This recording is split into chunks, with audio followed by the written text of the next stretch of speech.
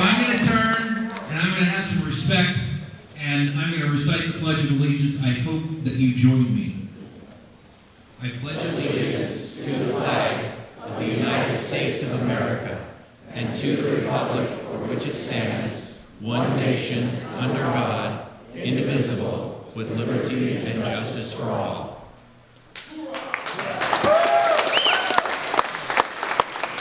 All right. Well, one final word from Dick Donahue. There are some cards being passed around. If you have questions for Lars, write your question down. Eventually we'll ask for them. You can hold them up and we'll pick them up.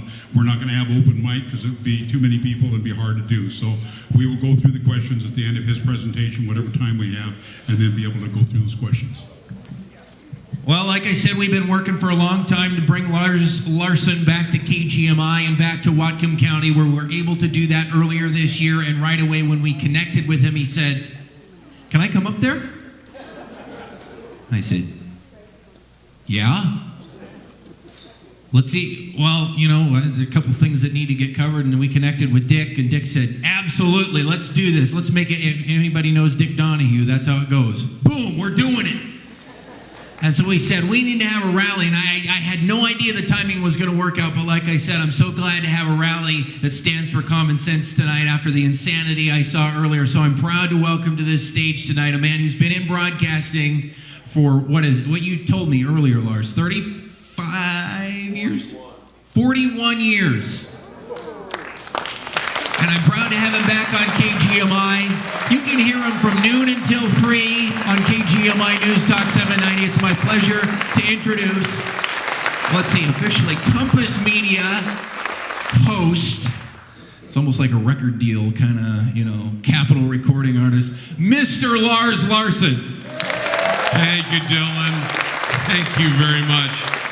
I wanted you to know that I brought water with me because I don't want to become dehydrated, come down with pneumonia, blood clots, have a stroke, Parkinson's, whatever it is she has. I don't want it.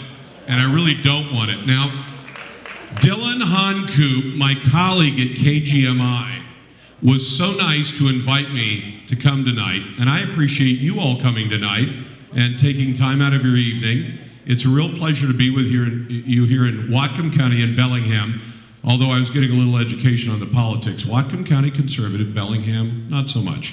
Glad to see all the conservatives. Do we have any liberals or naysayers in the audience tonight? I mean, there's always at least one or two, but they may not want to reveal themselves.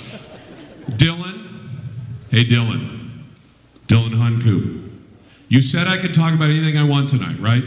For 45 minutes? See, I'm gonna take questions and things like that, but if I can talk about anything I want to tonight, I'm gonna talk about the finest grandchild in the world. There isn't another grandchild like her anywhere on earth, and she even looks stylish at 5 months of age, but she's at home tonight with Grandma, my wife Tina, who would have liked to have come with me, but we got all kinds of family stuff going on. And so the grandbaby is home with her. It is a pleasure to be with you tonight because I love talking about the issues. My name is Lars Larson, and I do 2 radio shows a day, 3 hours in Northwest, and we focus mostly on the Northwest, although in a presidential election year, you can't not talk about the presidential election. And then I do 3 hours of national, where we talk about. People tell me that the show is political, but I tell them that almost everything is political these days. You can't get away from it, and that's part of the problem. And it's one of the reasons I want to talk for maybe 15 minutes, and then I want to talk to you. I want you to throw some questions out. We don't need question cards. Just throw me a question. I'll repeat it. I'll be glad to do that. And if you're a naysayer, if you think I'm full of beans on something, I'm glad to hear it. But I think it's really important what's happening this year. I know that most of the mainstream media is, what was it on Saturday Night Live? They called it verklempt. They're upset. They're disordered by the fact that the presidential election year is not going the way it's supposed to go. To mainstream reporters, and I was a reporter for a long time, so I know whereof I speak. I worked in radio and television. I worked in television until they told me I had a face for radio and they kicked me out. All that. Radio is my first love. Dylan and I were comparing notes on his career and my career. I started 41 years ago in a town called Tillamook on the Oregon coast that makes cheese. And they're famous for cheese. And it is a great place to start. But here's what happens. The mainstream media gets an idea about how things are supposed to go. The Republican Party is supposed to nominate the candidate that the New York Times and the Washington Post tell the Republican Party to do. And they've done that a couple of times. John McCain is one good example, even Mitt Romney. So the liberals in the media tell the Republican Party who to nominate, and they reliably do this most of the time. And then the Democrats nominate the candidate that will then be supported by the Washington Post, the New York Times, ABC, NBC, CBS, CNN, the Chicken Noodle News Network, MSNBC, and the rest. And then the media gets to play out, it's like a football game or a horse race. It's supposed to go a certain way. And I know that some of you are probably Trump fans. I am unabashedly so. Some of you are not. That's okay. God bless him. Here's what he did, not just for this year's presidential race, but for American politics. For too long, American politics has been the Republicans and the Democrats each basically switch sides. You know, president will be a Democrat for 8 years, then a Republican for 8 years. We go back and forth like watching a tennis match. And at the end of the day, nothing changes. Because the Democrats love amnesty for illegal aliens, and the Republicans love it, but they don't say it as loudly, but they still benefit from it. And the powers that be behind the Republican Party do that. And it goes back and forth. Because remember, in the summer of 2001, before the terrorists attacked our country, the biggest single national policy issue being discussed was George Bush's plan. And I like President Bush. I voted for him. I've had a chance to talk to him one-on-one a couple of times. He wanted amnesty as much as the Democrats did. He famously said to reporters and to his Democratic colleagues, "I'll see you at the signing ceremony," where they're going to sign the law. And then 9/11 happened, and I foolishly thought on September 12th, 2001, well, that's the end of this illegal alien stuff. They're going to build a wall, they're going to harden up the ports of entry, they're going to really check everybody who comes in, and they're going to find everybody who shouldn't be here and give them a boot out. Do you think that happened? Of course not. Because both parties have too much to gain. Donald Trump comes in and he upsets the whole apple cart. First, any other candidate in the country would have had to raise $1 billion to effectively run a losing campaign against the Democrats, because the Democrats have all the media on their side. And Trump did something brilliant. Now, I'm not going to tell you he hasn't stuck his foot in his mouth a few times. I'm not going to tell you he hasn't stumbled.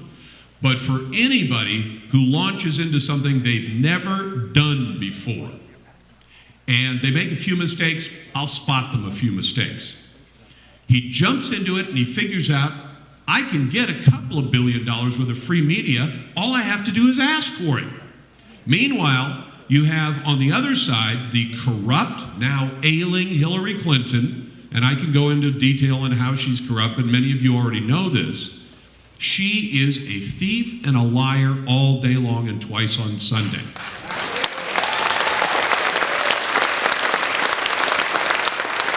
And I'm going to find it delicious to watch her hoist by her own petard, because today she can't even get people to believe that she has pneumonia. Even with a doctor's note, she can't get anyone to believe it, because they all look at her and go, well, you lie to us about everything. You lied about Benghazi. You lied about you lied about the classified emails. You lied about the email server. You lied on behalf of your husband, who is not just a molester and a mauler of women, he is an unindicted rapist.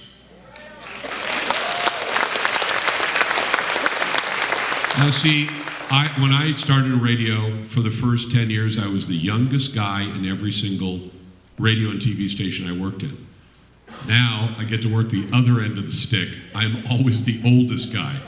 And I said what I just said to you a moment ago to one of these younger colleagues, millennial. He's a nice kid, Jacob Dean. And he said, what? You can't say that. I said, don't you believe me? He says, no. I said, go Google Juanita Broaddrick. Read the story. Read all the background. Even NBC decided she had told the truth.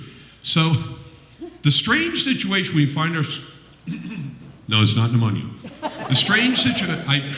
I sat on an airplane about 10 days ago all the way to Florida and all the way back to do one day there, and I drove up last night and I have to drive back tonight. But I'm going to keep going.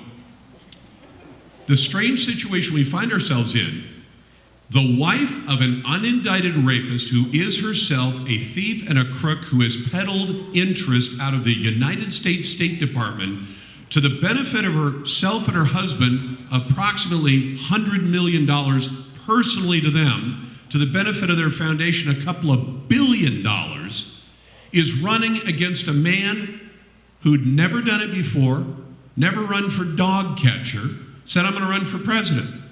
And these days, in the environment we're in, it's an incredibly complicated thing to run for president. It involves a lot of coordination in all 50 states, or 58 if you're an Obama fan. And everybody remember what he said in Douglas County, Oregon? Yeah, we got one more state to go. We've been to 57 of them. And it's only a coincidence that there happen to be 58 Muslim nation states on planet Earth. That is a complete coincidence. It has no connection whatsoever to what the Islamist in chief said in that campaign event. So we have this strange circus. But you know why it's strange? You're being told it's strange by the mainstream media. Now, I don't count myself in the mainstream media because I disagree with them almost every day, but if you find me edging over into that, be glad to take your phone call or your email and listen to that. They find it strange because they've never dealt with an animal like Donald Trump. He walks in and he tells all these liberal shows, yeah, you want me on? I'll call in tomorrow morning. I'll call into 5 shows. I'll call into every Sunday show. Now, anyone without his celebrity who had walked in and just said, hey, put me on the air, I want to run for president, would have been turned down. But Donald Trump was just too damn interesting. And the media can't help itself. I mean, I know, I worked in the business. When somebody hands you sexy stuff, and I don't mean sexy as in the comments by our former Secretary of State Colin Powell today, that Bill Clinton was still blanking bimbos. He actually said that in an email. I've cleaned it up for a family audience. And he said a lot of other interesting things too. Of course, Colin Powell, although a registered Republican, is actually a Democrat. But the media can't handle this because they don't know what to do with Trump. The politicians are used to controlling, to a large extent, the message. And the messengers are used to a certain extent, knowing that there's a set of rules for the game and everybody plays by those rules. The candidates play by the rules, the reporters play by the rules, and it's like a big, well, if we were in Japan, it'd be a kabuki dance, where it's all scripted out and all organized, and you know how it's going to end. With the election of the single most corrupt individual on planet Earth at this point, Hillary Rodham Clinton. And this throws them off their game. It also throws the Republican Party off their game. Now, I'm a registered Republican because in the state, well, the state I used to live in, I live in Washington State, but the state I lived in a dozen years ago, you had to be registered to be able to vote in the primary. Washington has this weird prefers thing that I don't like at all. What does it mean to prefer the Republican Party or prefer the Democrat Party? Now, that's another subject. So it throws them off their game. They don't know what to do. And they know that their job is to get Hillary elected. And at this point, she's making it awfully hard for them. And I do say she's corrupt. I don't think she's all that smart. Because a smart crook would have erased those servers the day after she left office. Instead, she had them erased 10 days after the Congress asked for them. That's a kind of a dumb crook. I mean, that's like something you see in the movie where, you know, the FBI throws the subpoenas in and they come into the office and people are madly shoving stuff into shredders. That stuff is not supposed to happen in real life. A really clever crook would have done all those things. A really clever crook would not have made the series of mistakes that, thank God, led us to know what it was that she'd been doing, selling the U.S. State Department in favors to foreign interests, to Russia. I mean, she wants to make a big deal about whether or not Donald Trump says nice things about Vladimir Putin. She helped sign off on the sale of a huge portion of America's uranium reserves to Uranium One in Russia. They own them. And she wants to divert. And here's the thing, in ordinary circumstances, she would get away with it because they have lots of reporters who will ignore anything that a Democrat says, and they will highlight everything that you could raise as a questionable statement by a Republican. And I can point to you examples just in the last week where that thing has happened. Literally, I'll tell you about one thing literally. Dylan, you're not CBS affiliate, are you? Okay. I don't want to insult KGMI because I love KGMI, and I like working with Dylan. CBS had an interview with Bill Clinton this week about Hillary's little wobbly dance and collapse at Ground Zero, which the New York Times was nice enough to describe as Secretary Clinton had to be assisted into a van. Not she almost face planted except for the large people around who held her up and loaded her in like a sack of potatoes. But CBS got this interview with Bill Clinton, who was immediately rushed out, charming Billy, because he is a charming guy, and he can charm paint off the wall. And they sat down to do an interview and said, well, how often does this happen? And he starts out by saying, well, you know, I can't do a good Bill Clinton tonight, especially with a cold, but he says, well, frequently, and then he says, oh, every once in a while. Now, he goes from frequently to every once in a while. Now, to me, that says something. But CBS takes a 1.5-minute soundbite, so they're not cutting for time, and they cut 1.6 seconds out. They took the word frequently out. Because if you said to your kid, so how often do you go out and drink beer on Saturday night? Well, frequently, Dad, every once in a while, every now and then. You might say, I think he might have slipped and told me the truth there. They cut that little word out. They changed the meaning of a soundbite so they could run one saying, oh, you know, every now and then. Then they ask her. Well, she knows that they have video of her collapsing at Ground Zero, so that's one. They know that she had to run out the official cover story that she had flu and got dehydrated in 2012 and fell down and hit her head and suffered traumatic brain injury and a blood clot. So they know about two of them. So you know what her answer was when CNN talked to her? It's happened twice. Because those are the only two you can prove. That's effectively what she did. And that's how far the media will go in covering for Hillary and Bill and everyone else. But this is a really consequential election, not just for the choice of commander-in-chief, not just because it will set the membership of the Supreme Court, in all likelihood, will be set by the next president for the next half century. And the mechanism of that is that the next president, if it's Hillary, will likely replace 3 justices, 1 for sure, 2 maybe, and that takes us from 4-4, right? It could take us as far out as, you know, not 6-3 necessarily. We'd certainly go to 6-3. We could go to 7-2. 7-2. And if they're appointed at the ages of people like Sotomayor, then they'll be there for the next 40 years. Which means the next time you see any consequential change to the Supreme Court, your grandkids will see it as adults, not you. We'll all be gone before there is another consequential change. And in the meantime, they will re-engineer the entire country. And anyone who doesn't believe that hasn't been watching what they've been doing. We've had marriage redefined. We've had the right of government to order you to buy health care, to buy a product that has never happened before. That's all been re-engineered. So this is a hugely consequential election. It's going to affect everything. But if Donald Trump is elected, it will change not just the course of this country economically, the course of the Supreme Court, our posture toward the rest of the world. We've had 8 years of a namby-pamby, America's a terrible place, and he goes off and gives speeches overseas all the time talking about how wrong we are about so many things, something that used to be off limits for a chief executive to leave this country's shores and openly criticize his own country from foreign soil, let alone do it back here at home. We're going to go from that to a strong president who will tell the rest of the world, we're going to look out for our own interests first, and we're going to defend our country.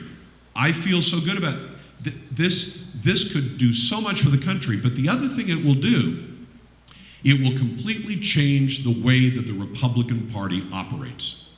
Because the power elite, I'm for it too.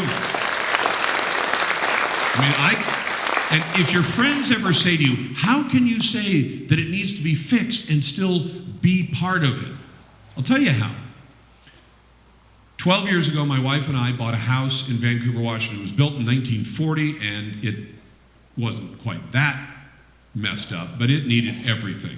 It needed a roof, it needed siding, it needed windows, it needed everything. And we spent the last 12 years doing it. Some of it we did, the stuff I know how to do, some of it we've hired out.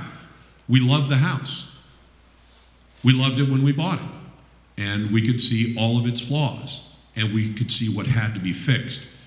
You can love your country and still know that there are things about your country that have to be fixed. You can love your kids and still look at them and say, I got to get that kid off the dime and out on getting a job, or I've got to get him away from the booze, or I've got to get him to hang out with a different group of friends. You can love something and still know it needs to be fixed. The Republican Party needs to be fixed, and the country needs to be fixed. And we can have a fun time doing it, because I think Donald Trump is just going to set people on their ears. Now, and he'll probably do some dumb things as well. That's okay, every president does. But this plan he rolled out this week for child care fits with conservative principles, and I was worried that it wouldn't, because he's up against Hillary, who wants to say, well, let's just write checks to everybody to go buy child care. His plan was, let's let people keep more of their own money. Oh, what an interesting idea. You never hear it from a Democrat. Let them keep their own money and buy the things they need. What a concept. Perfectly conservative. Give somebody deductibility of those expenses. And I thought, on the radio, I get a chance to push ideas back and forth, and sometimes I'll come out and I'll pitch an idea. And usually I've tried to think it through well enough that I know where the flaws are, and I've addressed them, because I know some caller will try and take me apart and say, well, it's not going to work because of this. They came up with one I'd never really thought of.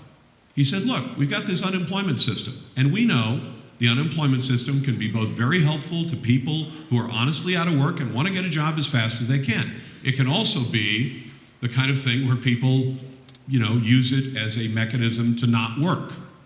Okay? Even before this current economy, I had friends in the early 80s, and they'd say, oh, so-and-so just lost his job. Well, how?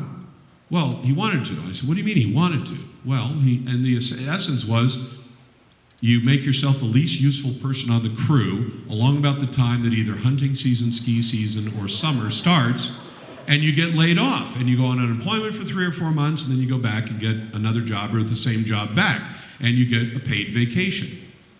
If Trump's right and they can address a lot of waste, fraud, and abuse in the system, and then say, when a young lady says, I'm going to have a baby, and I need to take time off from the job that I want to do, and that's a choice for families, whether they want mom and dad both to work or whatever, that, well, let's put her on unemployment for 6 weeks. She is legitimately unemployed for a legitimate reason, the most legitimate reason in the world, like my grandbaby, the finest grandbaby in the world, bar none. And we'll pay for it out of the money that we save by taking the people who've been unemployed successfully for 2 years and telling them to go get a job. I think that's another conservative idea. I'm going to shut up at this point because I could talk all night. You know that. I'd like to hear what you want to talk about, what you want to know about, and I'll do my best to answer your questions without going too long. Yes, sir. I'm Robert J. Sutherland. I'm running against Susan Del Bene for Congress. I was afraid to raise my hand earlier. I am a naysayer. Good. What on what? My granddaughter is way better. No way. No way. Little Pace and K. And see, I've never had I came into my wife's, they're my stepkids, that are now in their 20s. So I've never had a baby, right? And obviously I'm not having one now, even though it may look that way. But I've never had the experience, I've changed one diaper now, but I'm really good at bottle feeding and putting them to sleep. And she is a joy. And I was at just 2 months ago, it was like, okay, 2 ounces at a time. Now, 8 ounces, and she wants some more. Go ahead, sir. What are your comments on those that are saying that Donald Trump may be the Republicans' last shot at the presidency because of changing demographics in certain key states? Ann Coulter, right? I don't know if you've read her book.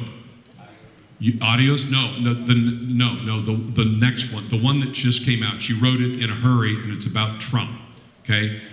Check it out. I was reading it on the plane to Florida, and on the way back, I was laughing, I was laughing my tail off because she's a funny writer, but she makes the point, and she answers a lot of those criticisms, but you make a very good point, and she makes it too. I'm sorry, the question is Donald Trump our last chance for a Republican and/or conservative president ever because of the changing demographics that will be brought about? If Hillary gets in, we already know for a fact, because she said it, that she is going to give amnesty to everyone who's already here and effectively continue the open borders policy. She won't say that out loud, but it's the effect of what she's saying, that we will continue to just have a flood of people, and with that, the changing demographics of the voters. And I'll tell you something, for the longest time I feel so stupid looking back in it. I said, I don't get this. The biggest change in demographics is Latinos. I have Latino friends, fine. Why aren't they conservatives and Republicans? Many of them are Catholic, many of them are pro-life, all of them, with a few exceptions, obviously not the MS-13 friends you have, Deputy, but other than those people, they're good, hardworking people. You don't see, in fact, when you see all the homeless stories in all the cities where they've got homeless littering the landscape, like Seattle and Portland, all that, how many Hispanic homeless people do you see? Most of them look like most of the people in this room and yours truly. But I thought, why aren't they conservatives? They want to keep their own money. They're pro-life. They go to, they're Catholic. They believe in Catholicism and all this. They should be conservatives on paper. Here, I think, is the difference. If you come here from another country, and almost every country they come from, I think every country that the bulk of the illegals come from, are socialist countries, okay?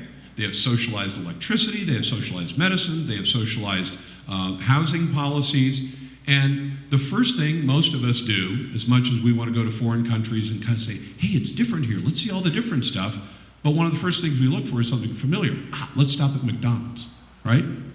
Well, if you come from a socialist country where the government says, we're going to provide everything for you, you'll be taxed, at an incredible level, but we're going to buy everything for you. We'll buy your housing and your food and your health care and everything else. The first thing they say is, so if I'm going to vote in this election, do I vote for the one who's promising to make me more independent, or the one who's going to promise me free health care, free college, free this, free that, and free the other thing? You know what they're going to do. They're going to vote Democrat, okay? Because the Democrats uniformly promise that, and the Republicans only slip occasionally and have a few rhinos who are in favor of that. So that's why you're right that this could change the election demographic essentially forever. And we will become another failed socialist state. I hate to be so doom and gloom about a really fantastic country, but at what point do we end up like Greece, where half the population drew a government check? Half. Now, I know there are a lot of government employees, but we're nowhere near that. But there, they have somebody drawing a government pension, a version of Social Security. They're drawing, one kind of government support or another. So half the country is working for private enterprise, and the other half works for or subsists on government. Once you get to that point, it's going to be really tough to pry people loose from it. Because you say, well, I can't vote for that guy. He wants to cut my check that I'm getting from the government. So you're right. That's exactly what could happen, and there won't be another chance. Certainly not in our lifetimes. Yes, sir? You want to go Oprah style here? I can get. We have been having a little trouble here, and we did get that question submitted via One note question card. from this great crowd. Well, there are many out there, and where are we funneling them to, Dick? If you got them, pass them over to this row, I'll pick them up. Okay, Dick's gonna grab questions. Okay, in the meantime, Lars is gonna Erin answer. Graham, mother of 4, asks, what is your advice for fighting academic intimidation in our schools? I have a solution to this. I want in every school district in America at least one conservative on the board. Now, let me tell you why. I'd like to have a majority of conservatives on the board, but let's just shoot for one. And here's why I think one could be a game changer. On most school boards, you have people who effectively rubber stamp what both the teachers union wants and what the administration wants. And the administration loves that, the teachers love that. Look, I love my teachers, but I can disagree with the policies under which they're employed, right? And the way we get to those employment pictures. Is this an open public process, or are we doing it in secret, where the only people who are kept out of the room are the folks paying the bill, right? And that's effectively what happens in Washington State. And then you have the Supreme Court running the schools, and that doesn't make sense. If you get one conservative on that board, every time they bring up a policy, one that deals with academic intimidation, one that deals with student intimidation or student policies, that one conservative can A, raise an objection, B, do what Donald Trump does, talk to the press, okay? And you'll be the one no vote. Now, you may lose the votes, but I'll bet you win the public, because an awful lot of stuff is shoved into the schools and we never hear about it. Why? Because while the school board may have little battles between, 4 of them are voting for this and 3 of them are voting for that, they're all arguing inside the same bubble. It's all within, well, we already agree what we're going to do with the schools. It's just a little bit about how we do it. If you have one conservative who says, hey, there's a state law in the books, there is in Oregon, I think there is in Washington, you have to have an American flag in every classroom. Is there? If there isn't, let's fix it. And if not, why don't you tell me why not? Otherwise, I'm going to call my friend Dylan at KGMI. I'm going to call my friend at the newspaper and my friend at the TV station and say, I'm just asking for an American flag in every classroom, and the other 6 board members say they don't want an American flag in every classroom. Tell me that most reporters wouldn't jump on a story like that. I know I would have. And you can raise questions about funding and a lot of other issues, but get at least one conservative member on every board. Oh, no, I'm not supposed to do this, but I'm going to chime in here. Go ahead. You may or may not realize this. We had this in Whatcom County. What was it, last week? Does anybody know? At that planning commission meeting? There some people were were there. A planning commission member, Whatcom County, it's bureaucratic stuff, gets up at the end of the meeting and makes a big plea that they need to stop saying the Pledge of Allegiance at local government meetings. And what was his reasoning? Was it time, because it takes 25 seconds to say it? It wasn't appropriate. He didn't feel comfortable with it. Why do we do that?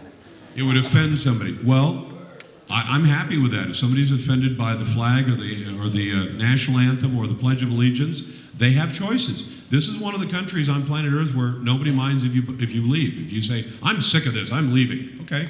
Half of Hollywood threatens to do that every 4 years. Yes, sir. It's a wheel that gets the Squeaky wheel? yeah, the squeaky wheel that gets the grease, and the liberals and the bad guys are all loud mouths, like me, for example. But You're a bad guy? no, I wanted to ask him about Article Donald 5. Trump has proved that you can out loudmouth the liberals. Because we are recording this, we are asking that you fill in the cards and pass them up. It's really hard for us to take questions from the No audience. worries. Okay, we'll get your cards. Hold your hand up. We got somebody's got cards. All right, cards. Elections matter. Just look at Whatcom's Liberal County Council. What, in your estimation, will happen if Washington State, if Inslee is re-elected as governor? More of the same policies. That's the one thing you can guarantee. I don't even think Jay Inslee would disagree if I said, gee, if we re-elect you, are you going to continue more of the same in the same vein? Yes. And he's the guy who promised no raise in taxes and then reneged on it.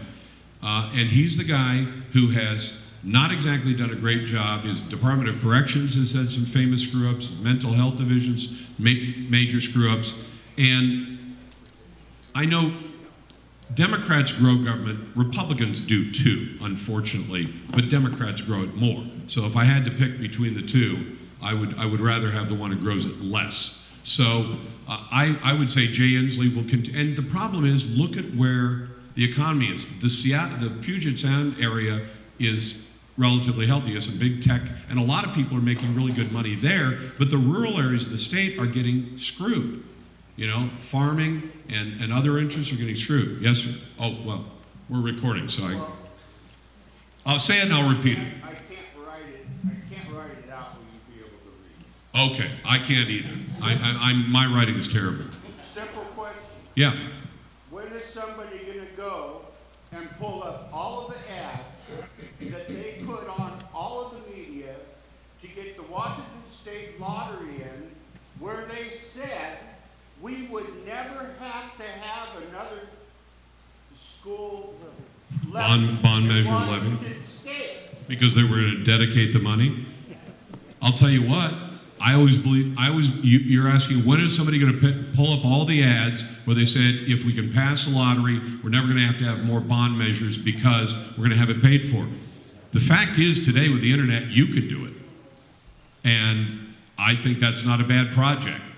In my copious free time, in between a lot of other things I have to do, and a grandbaby, I can do some of it. But I think that's a great project.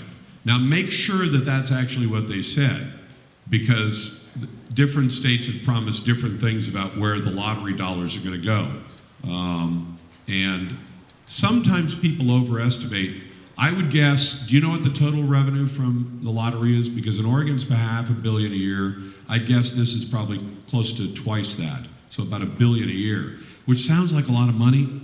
Do you know what the all funds budget is for the state of Washington? Because Oregon is $64 billion every 2 years, so it's $32 billion a year. Or Washington probably figure half again as much, or even double. It might be 60. So if you have another $1 billion, but it's in a $60 billion budget, it's like the guy who makes $60,000 a year, whose granddad gives him $1,000. Like, thanks, granddad, but it's not going to change my life, because it's a piece of a really much bigger budget. But I wish we could pay for almost everything in government from sin taxes. Let me see if I can read this. I think I can. What are your thoughts or feelings on Bill Bryant and Chris Vance not supporting the GOP pick? I've told them what I thought, and in fact, both of them refused to do interviews. Bill was going to, and then canceled 3 minutes before air, which doesn't exactly make you my best friend when we say, hey, we got Bill Bryant coming up, and then it's like, no, he decided to cancel at the last minute. I wish, if there's one thing every politician on both sides of the aisle could do, if you're gonna do something that's unpopular or controversial, at least have the guts to not be ashamed of it or try and hide it under a bushel. I say unpopular things all the time, but I don't say them and then say, oh, I want to take that back. Or, oh, I don't want to talk about that. You got to have the guts to do it. If he honestly believes, and I know, I think I know why he didn't want to come on, because he knew I could walk him into a corner. And here's the corner. So, there's going to be a presidential election on November the 8th. There will be a president chosen. It will not be Gary Johnson, who doesn't know what Aleppo is. It will not be Jill Stein, who got arrested for vandalism and for saying she wouldn't have killed bin Laden. I guarantee you it's not going to be either one of them. It will be either Donald Trump or Hillary Clinton. So if somebody stakes out a position that says, I will not support Donald Trump, then you are offering de facto support for the other. That's the way it is, right? And you all can tell I like to eat, right? So I use food metaphors. If I go home for dinner and Tina says, we have steak or we have salmon, which would you like? I said, really like to have a bowl of cereal. She goes, well, that's not on the menu. It will be either steak or salmon. So if it's going to be one of the two, and I said, well, then if it's not going to be a bowl of cereal, then I'm not going to take part in the vote. She goes, fine. there still will be a decision made. The rest of the family, my stepson Brandon is 6'4" and works construction, comes home hungry. There will be dinner made, and it will be steak or salmon. And if you choose not to be part of the decision, do you remember the band Rush, or are you too young for that? The band Rush, not the talk show host Rush. One of my favorite lines from one of they wrote great lyrics. They really did. They're a rock and roll band, but he said, if you decide not to decide, you still have made a choice. And it's one of those tautologies. It's like listening to Don Rumsfeld talk, right? The known, the unknown, the known unknown, and the unknown unknown. If you ever get a chance to watch that documentary about Don Rumsfeld, it is absolutely brilliant. I mean, as an aside to that, if Vance and Bryant say, there's going to be a decision made November 8th, and we're not going to take part in it, that does not change the fact that the decision will be made, and it will be one or the other. And if their support of Donald Trump added 1,000 votes, they can say, well, Washington's going to go to the left anyway. It still makes a difference. It still makes a difference when you say, I'm not going to support it. It probably even makes a difference nationally, because when you have all these nitwits out there who are saying, well, we're not going to support Trump. We're Republicans. We're not supporting Hillary, but we're not supporting Trump. Well, first of all, you shouldn't even be in a leadership position if there is a decision about to be made and you tell the whole country, we're not going to take part in the decision. That is not a leader. Take your stripes off, get to the back of the line, and start taking orders. Oh, we got a whole staff. How about Glenn? I don't know Glenn that well. I've met him a few times, and and he's an interesting character, and he's very creative.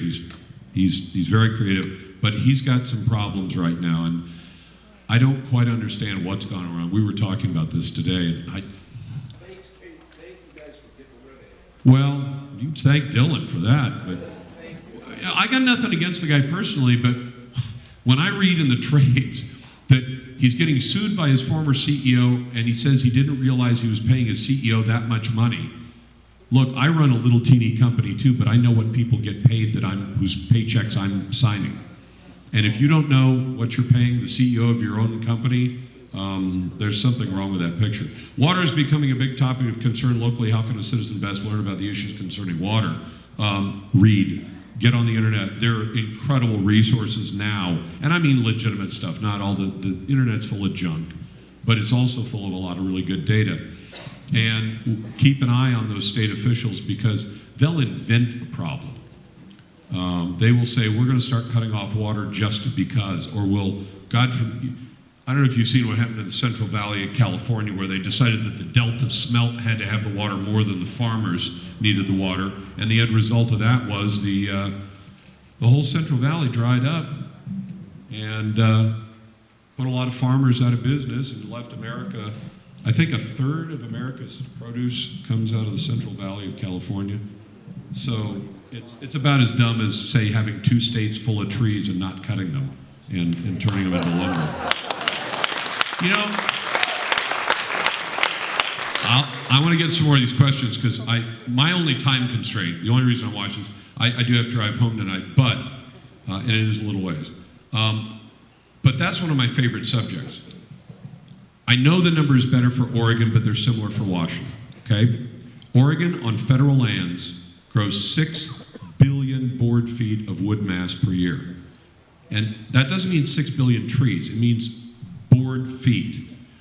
And I compare it to your hair. If you say, well, my hair grows about 1/2 inch a month, right? So if I go get a haircut every month and I have 1/2 inch cut off, I always have about the same amount of hair. If I were to cut 4 inches of hair every month, I'd be bald pretty soon. And if I cut no hair every month, in a year, I'd have hair down to my shoulders, right? That's what the forests are like. 6 billion board feet grow in that state. 200 million out of that, tiny fraction, gets cut every year, right?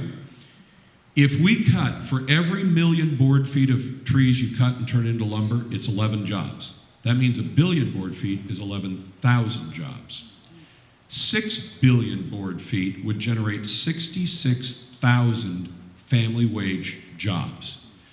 That's the opportunity we're passing up. And Washington has similar problems where we grow all these trees and we let them burn down. I would prefer to cut them down, turn them into lumber, generate revenue that you can then do the thinning.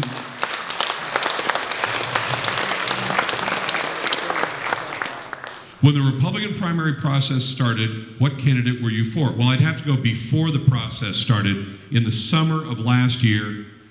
Okay, you can call me a loser, and I'm a loser. I picked the guy who was actually out of the race first, Scott Walker, because early on paper, my favorite choice for president any given year is going to be a governor rather than a senator or a rep. And Trump wasn't on the scene yet. And I looked at him and he faded so fast it wasn't funny. And he accomplished so much in his own state. There are a couple of books about what he got done. It wasn't just fighting the unions on the strike and all that. He accomplished a lot of big changes in that state that were conservative, that saved money, that gave people more liberty. When they took off the requirement that people belong to a union to be teachers and state workers, one of the larger unions, 2/3 of their members quit. And you say, oh, that's because you hate unions. No, I love liberty. If I want to belong to the NRA, I can belong to the NRA. If I want to belong to the Sierra Club, God forbid, I can belong to the Sierra Club. I don't want anybody telling me I have to belong to a club or a union or any other group. I don't have to belong to the Republican Party. Okay? So I could vote in Washington State, not belong to either party. I choose to affiliate with the Republican Party, but to have a state say, if you want to be a teacher, you have to join this union, you have to pay them dues, and they're going to take your money and give it to Democrats. Even if they were giving it to Republicans, I would still say you shouldn't have the right to tell somebody they have to join a club. That to me sounds like the old Soviet Union, where if you weren't part of the Communist Party, you didn't go anywhere in government or in business. That's an evil thing for a government to do. Now, if the union becomes so darned attractive that everybody wants to join it, good, God bless it. Unfortunately, they're going the other direction in America right now. Dear Lars, are you familiar with Tom Steyer? There's an article in Federalism concerns Tom Steyer's support. Yeah, I know who Tom Steyer is. We've talked about him. Made all kinds of money in fossil fuels and is now funding green projects. If that makes sense to you. It's like making I guess it'd be like going to a liquor store and making a whole bunch of money and then funding a temperance league. Doesn't make sense. Let's see. Do you think this election will see the breakaway of conservatives from the GOP? No. You know what I think it will end up doing? The GOP will continue to exist. I think they'll have to reform. And they're like any other group that if your customers revolt, you have two choices: go out of existence or change. And it's actually a process I'm in favor of. I want to see charter schools everywhere, because charter schools, you know why they're great. And they say, but it'll endanger the public schools. And I said, you mean the old-fashioned ones that, the model that's broken? Good. Then they can reform or go out of business, right? It happens to companies, it happens to individuals. You say, gee, I used to be a buggy whip maker and they don't need buggy whips anymore. What should I do? Do you know there's a fancy store. My wife drags me into fancy stores. She's very conservative about what she spends, but she loves walking through the fancy stores. There's one called Hermes, you know that one? The Hermes, they make scarves and all this fancy lady stuff. Do you know what their original business was? Saddles. Because I walked into this one store, we were out of town somewhere, and I walk into this high-end place, and I'm talking to the guy, and in the middle of the store, fancy clothing stores always have some display of, it's usually some kind of weird art that I don't like, and there was a saddle sitting there on a sawhorse, and with reins and everything else, and I said, oh, that's kind of, that's interesting. Why is that there? And they go, that's our roots. We were, they're not a tack shop, but they were a saddle shop, not, way back when, and so that's how they started. If they were still making saddles, Where do you suppose they'd be right now? Instead, they sell women's scarves for $400, which turns out to be a much better business. Less work involved, less cloth. Tell us why you are backing Trump, not because you're against Hillary only. Oh, Clean Phil, thank you. Is that really your name, Clean Phil? Because you feel so welcome. You drive in any county and it says Clean Phil won it. You could feel welcome anywhere in America.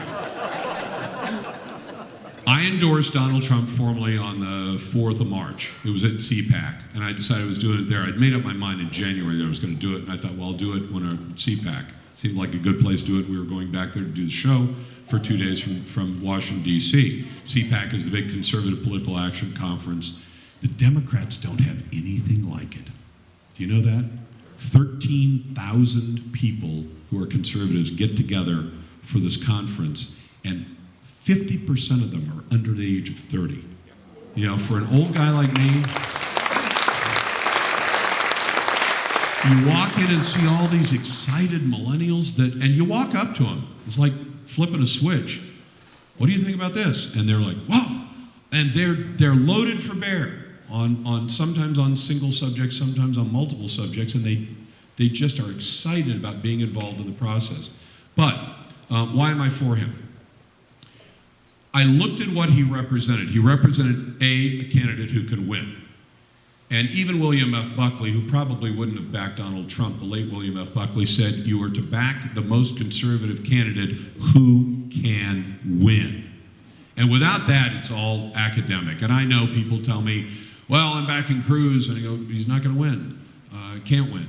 Well, it's all right, I'm sticking by my principles. I said, yeah, well, meantime, while you're sticking by your principles, the practical decisions being made, and you're getting left out of it. He can win. 2, he's a man who's successful in the private sector despite all the naysayers to the contrary. He's been able to talk people into big projects, and not just a reality show, but building buildings and running a business that involves a lot of people and signing the front of a paycheck. Think how many people are in politics right now who have never signed the front of a paycheck. I mean, maybe they did during their campaign, they wrote a couple of checks, and I'll tell you, I'd be untrue to myself.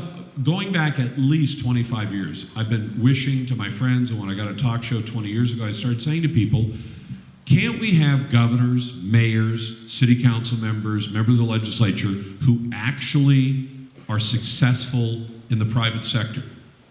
And I know people say, well, this has become a bugaboo with you. You know, why are you so stuck on that? I said, because in the private sector, you have to make decisions, and you have to be more successful, have more successes than failures. And you also have to know that when you have a failure and it takes you down altogether, like a bankruptcy, you have to come back from it, right? Steve Jobs got fired from his own company, right?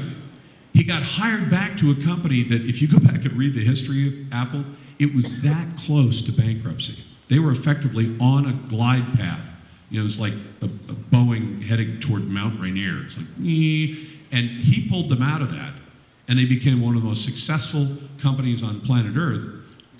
But when people criticize Donald Trump for having 500 companies and 6 bankruptcies among those 500, I say, geez, the business schools teach you that 8 out of 10 startups fail.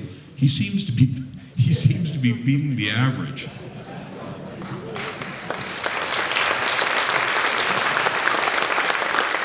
Kind of finish on Trump. I think that he will run the government, I hope, more like he has run his business enterprises. And I think that can be done. In fact, I would love to see Washington and Oregon run more like businesses. And people say, but governments aren't businesses. Yeah, try this on for size. One of the biggest bureaucracies in government is Department of Human Services. It is one of the biggest consumers of dollars as well. Now, they have some fabulous screw-ups and terrible things that happen. And God bless them, I'll bet a lot of the people who work in there are as good-hearted as you and me, but they are strapped within a state bureaucracy. Now, who runs the most successful hospitals in Washington State or in Oregon? Is it government Or is it private, either private for-profit or private not-for-profit? Turn it over to the nuns, as far as I'm concerned. I'm not even Catholic, and I would turn it over to the nuns. Because almost every hospital in the Portland metro that I've ever gone to, visit my friends, I haven't been in the hospital ever. One time. And if you walk in there, you find out they're all run by religious orders, and they seem to run really, really well. And then you look at how government runs things, and it's almost comic how stupid this is, but the city of Seattle decided they were going to clear out the homeless from one street in downtown Seattle. But they agreed that if you're going to do it, the police have to be there, social services has to be there, social workers have to try to persuade the homeless to leave their tents that are pitched illegally in downtown Seattle. We have to have 2 civil rights monitors who will take notes continuously. I kid you not. This is to go down and say, get out of your tent and pick up what you want to keep because everything else is going in the box, right? That's it. They got to a certain point and one part of the coalition left and the whole thing fell apart and they walked away and left the mess behind. Government couldn't clean up a bad campsite. That's what it came down to. I mean, how many mirror foggers do you know who can clean up a campsite? I understand some of them go camping, and at the end of the camping trip, they just pull up the stakes, wad up the tent with everything in it, and shove it in the back of their truck, and take it home and sort it out later. That's one method, as opposed to packing things up. City of Seattle couldn't clean up a bad campsite. So, could you privatize DHS or a lot of its functions? Could you privatize the employment division and a lot of its functions? Could you privatize WashDOT and a lot of its functions? You don't have to fire people, just privatize it, shift it to the private sector. New Zealand did that. New Zealand, and they're a socialist country. New Zealand, they're about the same size as Washington, a little bit bigger than Oregon in landmass. They're about the same climate, culture. They have about the same number of miles of roads. They have some mountains, they have some flat and all that. They had 6,000 people in their Department of Transportation. And God bless them, those socialists down there, they dropped it to 600 and contracted out almost everything and saved money. Now, could you do that? Is there any WashDOT employees here? I'd like to see you working for private enterprise, because I just think private enterprise does a better job. All right. Hello, Lars. Non-political question. During the many years of your broadcasting career, who has been one of your favorite or most interesting interviews and why? Diane. I think my favorite interview actually was kind of sad. It was a guy who was horribly hurt in the Mount St. Helens eruption. I mean, it's kind of odd because I've interviewed some presidents and presidential candidates and senators and governors and all this stuff. That's easy. But this guy had been through so much, and the fact that he lived through it, because when the mountain went off, I was covering it from Portland. I'd started as a reporter in Portland a couple of months before it went off. This guy was a logger. And I'd remind you that Jimmy Carter, who just got a clean bill of health the other day, Jimmy Carter, the most failed president in American history until Barack Obama, stood there at a news conference in that crazy voice of his and said, that all the people who died because they ignored what the government told them to do. And that was a bald-faced lie. David Johnson, who was a geologist, had permission to be in there. He died. There was one other guy who was a ham radio operator who was watching Johnson's camp from the next ridge. He died. He had permission to be in there. Every one of the loggers who was in there had permission to be in there, and all the people, I think but one or two, were in areas declared safe by the state of Washington. And Jimmy Carter got away with that lie. And I think Dixie Lee Ray knew he was lying, but then again, what are you going to do? Tell everybody the president's, telling this untruth. But this logger was with these guys, these other guys on a crew, and they got up, they started logging in the morning. Mountain goes off, because they've been working for a couple of hours, and he was able to describe what it sounded like coming through the forest, and it hit him, and it burned him over about 3/4 of his body. They walked for 2.5 days, and then finally got spotted. The guy who was with him made it back to the hospital and lived for a couple of days, but he was just teetering on the edge, and he died. The guy I talked to managed to make it out, and he had to live. When I visited him to interview him, he was sitting in a house that had to be kept at 65 degrees. He had it was a little tiny house, nothing much to look at, but it was kept really cold inside because the guy had almost all the skin, you know, where you'd have sweat glands and all, it was just gone, and it had healed over with scar tissue. But he had an incredibly positive point of view for a guy who'd been burned over 3/4 of his body and had come that close to dying. That I thought was one of the most interesting interviews I've ever done. I don't know if you found it interesting, but that was the one I liked. Have you heard how Trump's going to get Mexico to pay for the border? It's easy. I mean, there are a bunch of different ways. I don't know if this is the way he's going to do it, but we give Mexico a certain amount of aid. That could be stopped immediately, right? Kind of like if you're helping out your son or daughter after they become an adult and you're helping subsidize their existence, and you say, but I'm going to do this only as long as, you know, you keep your job and don't quit your job and all that, and then one day they call up and say, I've quit my job. You've got the option to say, well, the checks aren't coming anymore. And we could do that with Mexico. And I think Mexico's President Peña Nieto, who really screwed up, but boy, he screwed up in our favor, so I love him for it. By inviting both of them to come down, not kind of thinking it through, like Hillary probably won't come, he'll come, and I'll look like an idiot. And he did. And then didn't even say anything at the press conference, but had to later on tweet out real quickly, I told him we're not going to pay for the wall. And Trump had said, I talked to Trump last week and his son the same day, and he said, he essentially said that Peña Nieto broke the ground rules for the agreement, for the meeting, because they apparently both, whoever it was on their team that had arranged the meeting, said, we just won't talk about that one, because you guys are obviously on opposite sides of it. How would you get them to pay for it? You know one great mechanism? Let's say you had to pay $20 or $30 billion. I don't think it would cost that much. Israel built a 500-mile wall to keep terrorists out for about $4 or $5 billion, and they did it in just a few years. I think even with prevailing wage and all that, we could probably build a 2,000-mile wall. It wouldn't have to be all the 2,000 because we've got a lot of it's already fenced, and some of the geography is effectively a fence.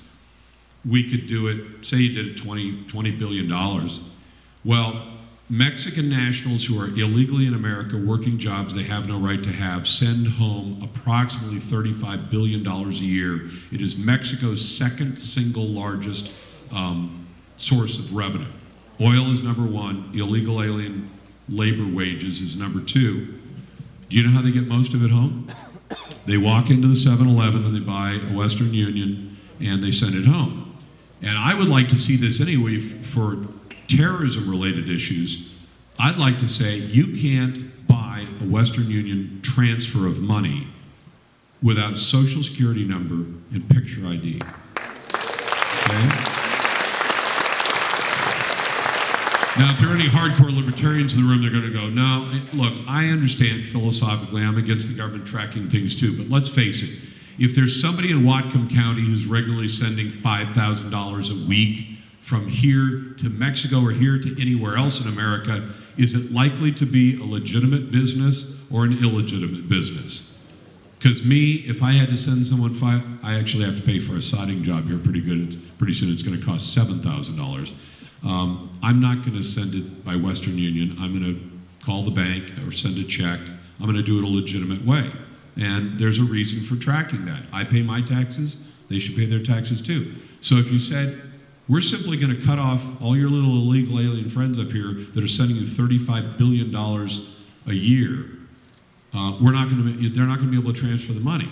Yes, they could, in theory, physically transport it, although if they get caught at the border with $8,000 or $10,000 and don't have a good explanation for it as they're trying to leave the country. Remember, even at SeaTac, they tell you, if you've got more than 10 grand on you and you're flying out of the country, you got a problem. If they catch you, those are a couple of mechanisms to pay for it. But I think they should pay for it, or maybe we'll split the cost of it. Can we get all county council seats up for vote by November 2017, comply with Prop 1? I don't know that issue as well. Anybody? No? Do you want them all to come up at the same time? I don't know. If Hillary is able to become unavailable, what will happen? That's where it gets really interesting, and I'll tell you why. The Republicans, like Republicans do because we're organized and we know how to make things happen, we have a process. If Donald Trump, God forbid, drops dead tomorrow, we have a process that specifies how we pick a replacement. The Democrats have no process, because when you have no process, you can make it up as you go along and make the outcome come out any way you want. And that's really the truth. The DNC does not have a process. And what you always have to remember, the DNC is not part of the government. The DNC is a private political organization. They could literally say, the top 5 people of the DNC are going to walk in a room and they're going to flip, and if it's heads, it's Biden, and if it's tails, it's Elizabeth Warren or Tim Kaine or whoever they pick. They could. I don't know what they'd do. And so, what do I think would be the odds-on most likely choice? Biden. I don't think they'd move Kaine up to the top of the ticket. I know they're not going to put Bernie at the top of the ticket. I mean, that's just, even though, with all other things being equal, does it seem like the right outcome, if Bernie came in second, would be to give it to Bernie? And I say, if they decide to do that, I would even endorse that move. I would love to see Bernie, a full-on commie, a guy who took his wife on honeymoon to Soviet Union Moscow. I mean, what the heck is wrong with you? I know he always says he's a socialist. I think he's a full-blown communist. And plus, he's kind of a deadbeat. I mean, he really is. The media never said it. You know, they'll bash Trump up one side and down the other. Let me describe Bernie Sanders as I see him. Grew up dirt poor, went to an elite private 4-year university and earned a degree. Now, just those 2 facts, think how unusual that is. You got some kid who grows up on the wrong side of, Seattle and somehow manages to go to a private university and get a 4-year degree. He comes out of there, cannot find a job, decides to be a carpenter instead. Now, that shows Democrat thinking. I just spent 4 years of college and a whole bunch of somebody's money getting a degree. I'll be a carpenter. He failed at carpentry, so he got a job at the perfect job for a communist, the welfare department, handing out other people's money to somebody else. And he worked at the welfare department, then he became mayor of Burlington, Vermont, then he became a member of Congress, then he became a senator. So in other words, he's been on the public payroll his entire life, even though he has a 4-year degree from an elite university. And nobody out there during the Cold campaign could tell me, what's the most famous piece of legislation that Bernie Sanders has ever initiated or pushed across the line? I don't know. Does anybody know? Did anybody ever hear something he did? I will tell you what he missed. He loved during the campaign bragging about how he was the ranking member on the Senate Veterans Affairs Committee. Can anybody tell me which little foobar he missed while he was the ranking member on the Senate Veterans Affairs Committee? I wouldn't even admit, if I were in that situation, they find this gigantic mess that's literally killed people and left tens of thousands of veterans waiting for care, and you're bragging about being on the committee that has a constitutional oversight duty that you obviously didn't do? I wouldn't mention that while you're running for office. It's not very smart. But then he's a Democrat. Well, he was a Democrat. Do you know, does anybody else find it strange that right after he got booted out, in a system in which they admitted they cheated him, those DNC emails that got leaked, what were the first 2 things he did? I had to look the car up because I wasn't that familiar with it. He bought a $170,000 sports car and a beach house to add to his other 2 houses. And he's not a guy with a lot of money. I know senators make $1.75, but $1.75 minus taxes times living in your home state and in DC doesn't leave a whole lot. It certainly doesn't leave enough money for a $170,000 sports car and a 3rd house. So he's a socialist/communist who has a beach house and a fancy sports car, and I don't think he's ever coming back. But Dylan, we got to do this again sometime. Absolutely. Ladies and gentlemen, thank you all very much. I want to thank you all for being here, and I want to thank Lars for coming up to Whatcom County. We really, really appreciate My it. pleasure. We've used up every last ounce of time that he has. He has to hit the road because he's back on the air tomorrow, noon to 3 on KGMI News Talk 790. I have a great tomorrow's Conspiracy Theory Thursday, and believe me, we've got all kinds of material this week because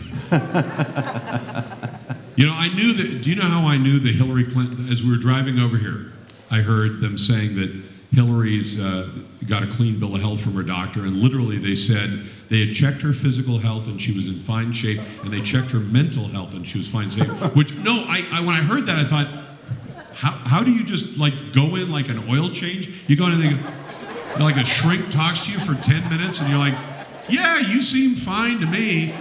It's like the Ted Bundy level, you know. And so when I heard that, I said, well, that shows it's fake, because they said she's mentally healthy.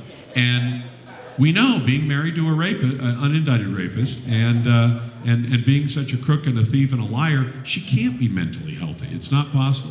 Dylan, it's a pleasure to work with you. Absolutely, and what a lot of fun to have you here tonight. Thanks so much. Lars Larson, ladies and gentlemen, thanks for being here tonight. Drive safe, and you can hear us on KGMI whenever you want.